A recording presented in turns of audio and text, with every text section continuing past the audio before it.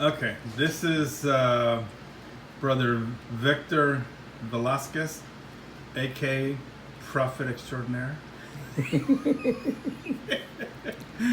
and Sister Virgil over there, but we're not going to videotape her. Nope.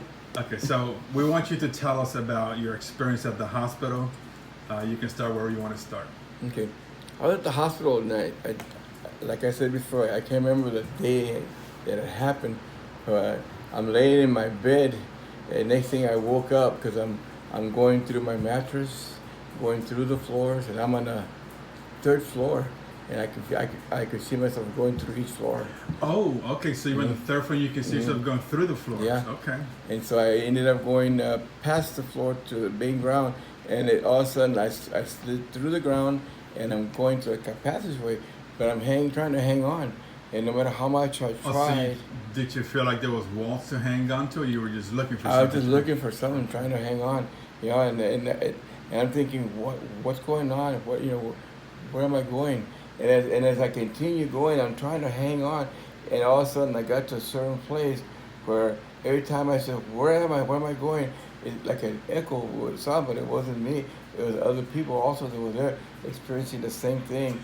And then when I got to a certain spot and I stopped, I could see people in different like little holes, screaming and Now, hollering. these holes, were they like cave holes? Like they're like little caverns, carved into, Yeah. okay. And so as I was there, I was yelling, "Lord, why?" And the same thing I could hear other people saying. And all of a sudden I could hear, but I did this for you, God. I did this for you. I'm a pastor. I'm a minister. I'm a teacher. Okay, you so know? these are the other people that are saying this. Yes, the people that were saying this, and I caught myself saying, "Why, God? Why am I here? What have I done wrong?" And all of a sudden, fire came out of nowhere, and it just started. I could feel the pain. I could feel the fire. I could see and feel my meat just dissolving, falling off, and all of a sudden it would So stop. when you say your flesh is falling off the bones because of the fire, Because of the was fire. it fire or was it heat? The fire. Okay. you know. But it was fire, and then after it stopped, like all of a sudden my meat just came back, and in the minute I was back being whole, all of a sudden these creatures started crawling in and out of me, Were and they like worms, or I couldn't tell if they were worms, so they were snakes, or what. slithering Yeah, inside your flesh? in my flesh coming out of my nose, my ears, it got in and out and everything. And so as I'm there, I'm trying to yell and say, God, why? Why am I here? What have I done? And like I said, every time I said that, there was other people. As far as I could see, it was not one small area.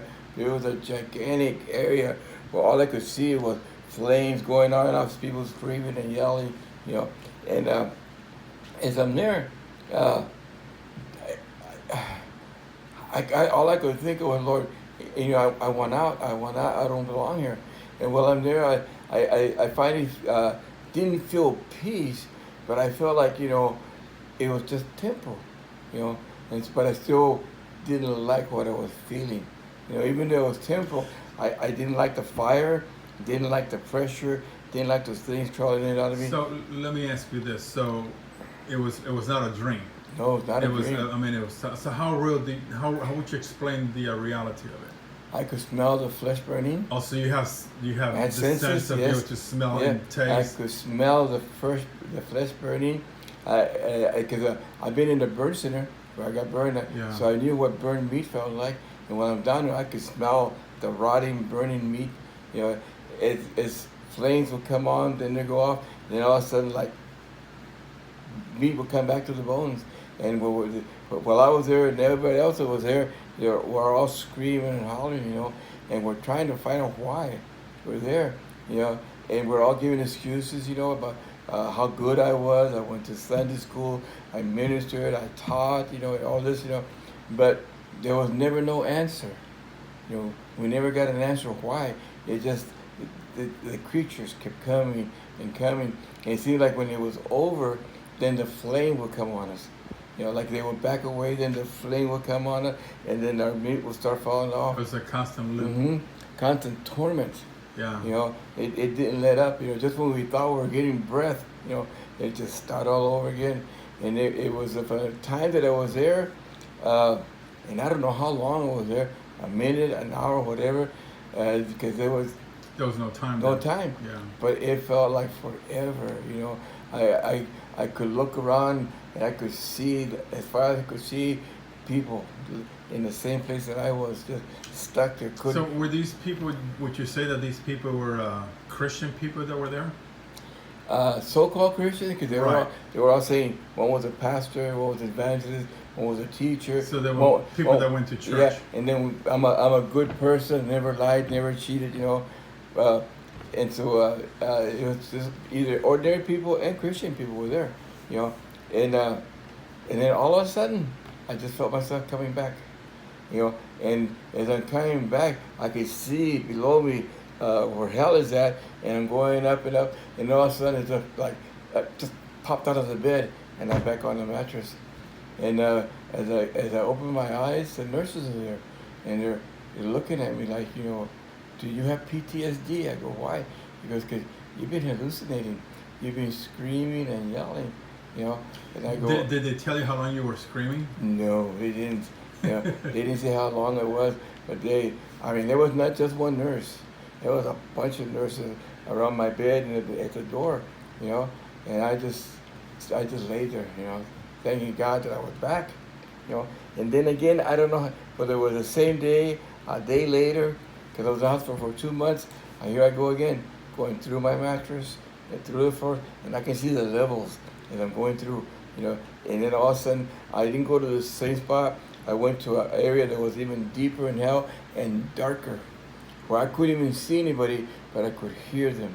I could smell the meat burning. I could still feel like it was even a deeper place for torment. Because not only was it just small demons attacking me, but it seemed like a horde of demons all at one time, just on top of me, So tormenting. you would say there's different levels of punishment. Yes. You know, and so while I'm there, I'm crying out again, Lord, why? Why am I here? Why am I here? Though? And again, I don't know how long I was there, but then all of a sudden, I feel myself going back up. And then going back. Finally, when I got back to my room, and there's the nurses again. They're just standing there like, you know, in shock, you know, because, you know, they said, you have been screaming for the longest time. He goes, what have you gone to? And I just looked at him, I go, I couldn't tell him I've been in hell. You know, who would believe me? You know? So I just kept it to myself, and I didn't tell her till about a week after I got home. No, you said the demons were attacking you. What did they do? Punch you? Kick you? Bite you? What? To punish me, to torment me, to try to rip me apart and everything. Can you see these demons or? Just feel. No, it was so dark I couldn't see them. But you can tell I could feel them. There was demonic Yeah. spirits. I mean, the nails were just like ripping me Really? and everything, you know. And so I'm just, there's nothing So they I were could do. ripping your flesh. Yeah, there's nothing I could do. I couldn't fight them off, you know. I like it was a place of having no strength, you know, being. I remember you telling me that you had said, Lord, get me out of here. Yeah. Why am I here? Yeah. That you kept saying, why am I here? Yeah, why am I here? You know, get me out, you know. And it wasn't until afterwards when I shared with her that God spoke to me. God says, I want you to share with your wife, and I want you to get your family together and tell her. And the Lord told me, and when I tell you to share it, let them know what I said. And I said, okay, Lord. And he said, tell my people they've gotten too complacent. You know, and I looked up the word complacent means too relaxed, to the point where I'm safe. I don't need to go to church. Don't need to read.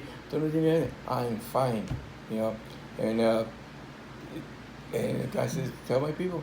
Do you think when Jesus spoke about the wild olive branch that was grafted into the olive plant or tree, Mm-hmm.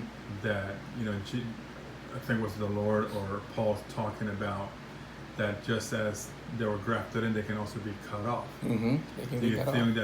think that deals with salvation? That if a person I believe a person can be cut off. It reads in Revelation, I gave Jezebel a span of time to repent. She Mhm. didn't. And therefore, she's going to suffer the consequence. And I believe there's a lot of Christians right now that believe once saved, always saved. but it's not true. Yeah, because if it was true, then why would God say, that in order for you to make heaven, you must walk right? So also in the book of Revelation, when he talks about blotting our names out, Mhm. so do you think that also deals Yes. with you losing Losing that your salvation? salvation, yes. And a lot of people will argue with you, well, Yeah. I'm saved, I got nothing to worry about. Well, I'm of the opinion I'll stick with being safe, not taking Yeah. any chances. yeah, I know.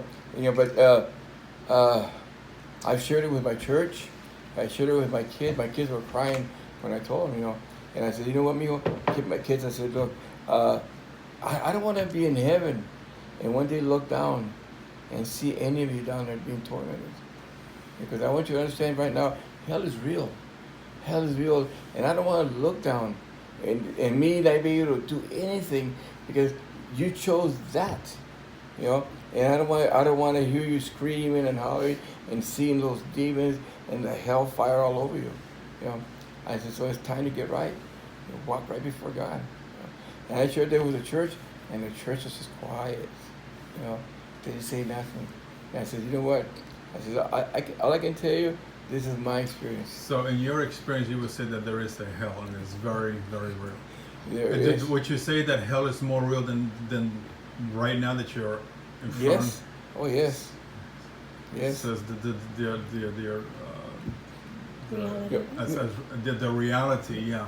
Yeah. People say, this is hell right now that we're living. No, it's not. nothing, yeah. It's nothing.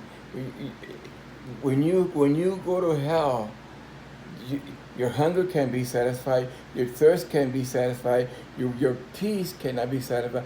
There is no satisfaction in hell because everything that you want has been taken away from you, and you're there day in, day out, suffering over and over and over, and there's no end to it. It seems like all of a sudden it stops, and you want to take a breath, and the minute you inhale, here comes that fire again, and you're inhaling it, it's consuming you and everything, So you're a Vietnam vet, right? Yes. So how many years or how much time did you spend in Vietnam? I spent 2 tours. 2 tours. So is anything in Vietnam compared to? No. No way. Yeah. Okay. That's what the nurses ask you about the PTSD. Yeah. Yeah. There's nothing compared to that, man. Okay. The one thing I wish people would understand is, yes, war is hell, but hell is worse. Yes. So all we can do is, speak to people, let them know the truth, and it's up to them to receive it or Okay. not. All right. Well, thank you very much for your testimony, and thank you.